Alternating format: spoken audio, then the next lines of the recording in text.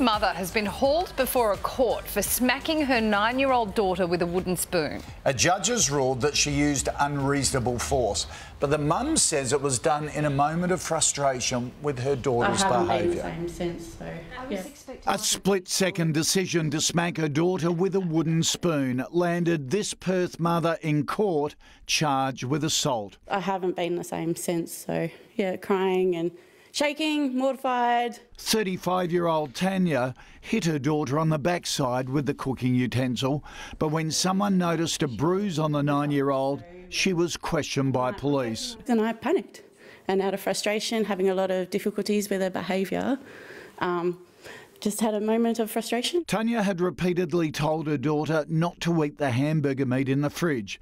It was laced with worming tablets for their dogs.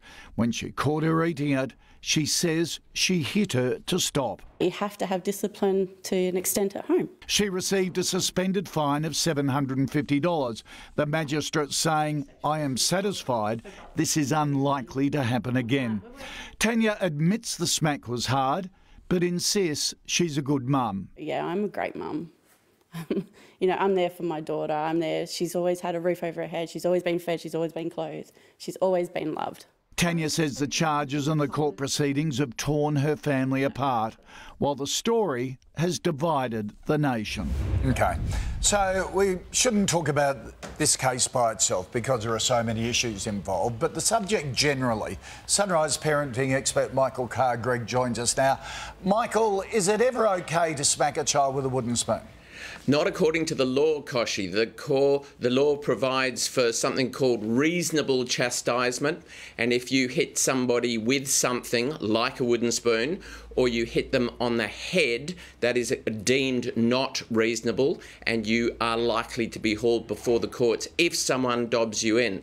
OK, so our generation were all smacked on the bottom with wooden spoons frequently, and I know sometimes your parents, they're so annoyed with you that they can't stop themselves. You can see it's just happening. It's a limbic brain snap.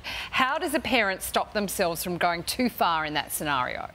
What you need to try and do is see that you are getting yourself really, really upset. Take a big, deep breath, walk away, remembering that you do have 100 billion brain cells and they're all wired up, and the person you're cross with doesn't. So you need to have that developmental perspective. Deep breath, walk away, say, we'll discuss it later. Now, that's ideal. There is no such thing as a perfect parent. I've been doing Sunrise parenting for 13 years, and we know that no one's perfect, including myself. And I admit happily to have done the same thing to my little boy when he ran into the traffic. I gave him a whack on the bum. Apparently that's reasonable chastisement. No, yeah. OK, yep. So it really is up to us as parents. So do you use the naughty corner? People say you stop your kid, you give them a talking to, you sit them down, but in reality, when they've worked themselves up into a state, they're not going to sit down, they're not going to listen.